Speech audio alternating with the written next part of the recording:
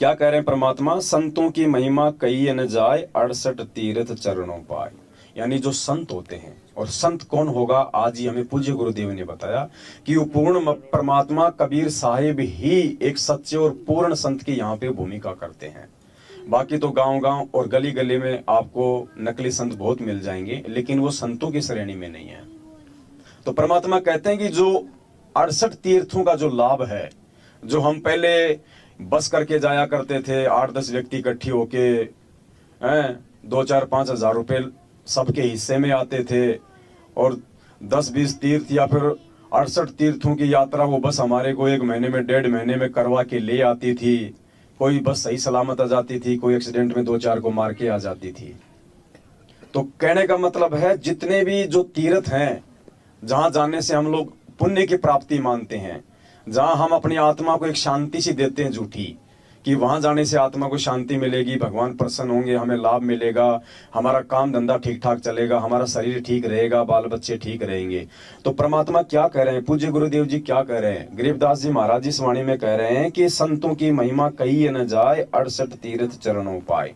इन 68 तीर्थों का लाभ आप एक जगह बैठे बैठे, यदि आप उस पूर्ण संत की शरण में हैं, तो आपको एक जगह ही वो सारा लाभ आपको मिल जाएगा।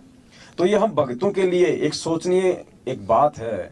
आज बहुत सारे भगत भाई बहन हैं, नाम दीक्षा लेने के बाद भी और इतना ज्ञान लेने के बाद भी वो कहते हैं, भगत जी हम वहां पे जा रहे हैं, मगहर जा रहे हैं देखने के लिए, बच्चों की छुट्टियां पड़ गई, हम मगहर जा रहे हैं जहां परमात्मा सहशरीर गए थे।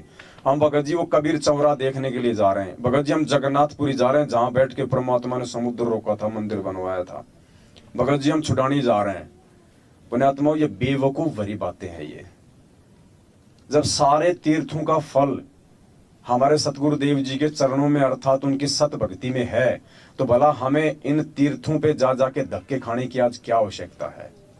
जिस समय वो परमात्मा आए थे और उनके जाने के बाद ये यादगार बन चुकी हैं। जिस समय वो भगवान थे संत रूप में, उस समय तो हमने उनको भगवान माना नहीं, हमने उनको पूजा नहीं, हमने उनकी सेवा की नहीं। जो लाभ उस समय वो दे सकते थे शरीर में रहते सहते, उस समय तो हमने लिया नहीं। आज उनके जाने के बाद बताओ कहां से हमें वो लाभ मिल जाएगा। तो कोई भी भगत भाई बहन, क्योंकि बहुत सारे लोग हैं, उनके फोन भी आते हैं, तो एक हमारे को ये शिक्षा लेनी चाहिए आज यहाँ पे इस साथ संगति में आके, कि दुनिया में जितने भी जो तीर्थ हैं, जहां जाने से हम पुण्य की प्राप्ति मानते हैं, अगर आप सतगुरु रामपाल जी भगवान के शिष्य हैं और यदि आप उनकी मर्यादा में रह के भक्ति कर रहे हैं, तो आपको कहीं भरमने और भटकने की जरूरत नहीं है। आपका घर जहां आपने भगवान का दरबार लगा रखा है, वो सबसे बड़ा वो तीर्थ है। और उससे भी बड़ा तीर्थ यदि कहीं कोई साध संगत हो रही है और मर्यादा में हो रही है, जहाँ पे सैकड़ों भाई बहन आते हैं, तो समझो वो जगन्नाथ और बद्रीनाथ से भी लाखों गुना ज्यादा बड़ा वो धाम है। वहां यदि आप अपने शरीर से सेवा करोगे और अपने जुबान से यदि आप कोई परमात्मा की महिमा गाओगे, तो उससे बड़ा पुण्य आप जी 68 तीर्थों पे घूम के भी नहीं प्राप्त कर सकते। तो ये देखो, ये भक्ति बोध पुस्तक है जो हम रोज नित्य नियम करते हैं। इसका पेज नंबर 23 है। इसमें लिखा है गुरु सेवा महात्म्य। गंगा यमुना बद्री समेते, जगन्नाथ धाम है जेते।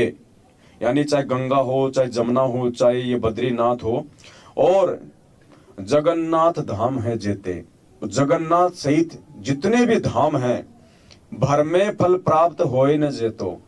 उतना फल तुम इन सभी तीर्थों पे भरम के भटक के समय और पैसा प्राप्त करके भी प्राप्त नहीं कर सकते, जितना गुरु सेवा में पावे फलते। तो अब गुरु सेवा क्या है? सबसे बड़ी गुरु सेवा है मर्यादा में रह के अपने आत्म कल्याण के लिए भक्ति करना। ये सबसे बड़ी सेवा है।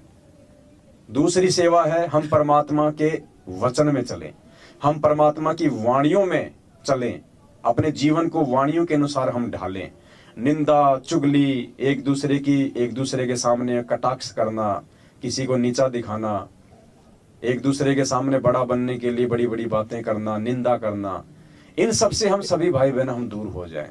तो ये भी भगवान की सेवा है। गुरु महात्म को वार न पारा, यानी गुरु महात्म, गुरु जी की हम जो महिमा करते हैं, गुरु जी की हम जो मर्यादा में रह के भक्ति और सेवा करते हैं, कहते हैं उसका तो वारन पार ही नहीं है। कोई वारन पार नहीं है, उसके बराबर कोई है नहीं।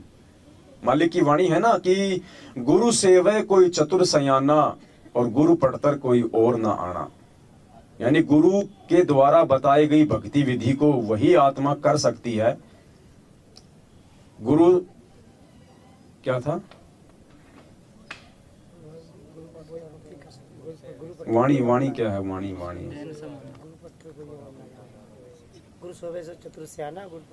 गुरु सेवय कोई चतुर सयाना। यानी गुरु जी के द्वारा बताई गई भक्ति विधि को मर्यादा में रह के कोई चतुर सयाना मतलब कोई विशेष पुण्यकर्मी आत्मा ही कर सकती है, क्योंकि उसको मालूम पड़ जाएगा कि गुरु पढ़तर और न दूजा, गुरु जी के समान दुनिया में और कोई नहीं है। हाँ, 14 जून को जो लोगों ने प्रगट दिवस जो मनाया है, अभी लाखों की संख्या में देखा देखी में हमारे भाई बहनों ने, मैनेजमेंट वालों ने, अब बताओ इस परमात्मा की वाणी के बिल्कुल विपरीत ये आत्माएं जा रही है। गुरु सेवय कोई चतुर सयाना, गुरु पढ़तर कोई और ना आना। अब गुरु जी के समान जब वाणी कह रही है, दूसरा कोई है ही नहीं, कोई धरती पे, कोई दुनिया में। अरे चलो इंसान होता तो दूसरी बात थी, इंसान तो छोड़ो, हम तो कागज की फोटो को हम गुरु से ज्यादा हम लोग महत्व दे रहे हैं। गुरु जी को भोग लगाने की बात आती है तो हमारे जो भाई बहन है मैनेजमेंट वाले वो चिढ़ जाते हैं कि तुम गुरु जी को भोग क्यों लगा रहे हो, कब कहा गुरु जी ने भोग लगाने के लिए। और उस कागज की फोटो को बताओ बड़े शान से भोग लगाया जा रहा है। क्या मिलेगा भाई? सिर्फ अकाल मौत मिलेगी, क्योंकि कागज की फोटो को भगवान मान के भोग लगाओगे, सतगुरु रामपाल जी भगवान के धरती पे रहते सहते, तो सिर्फ अकाल मौत मिलेगी, क्योंकि तुम्हारी मर्यादा टूटेगी वहां पे। तो इसलिए परमात्मा इस वाणी में कहते हैं कि गुरु सेवय कोई चतुर सयाना, गुरु पढ़तर कोई और नाना।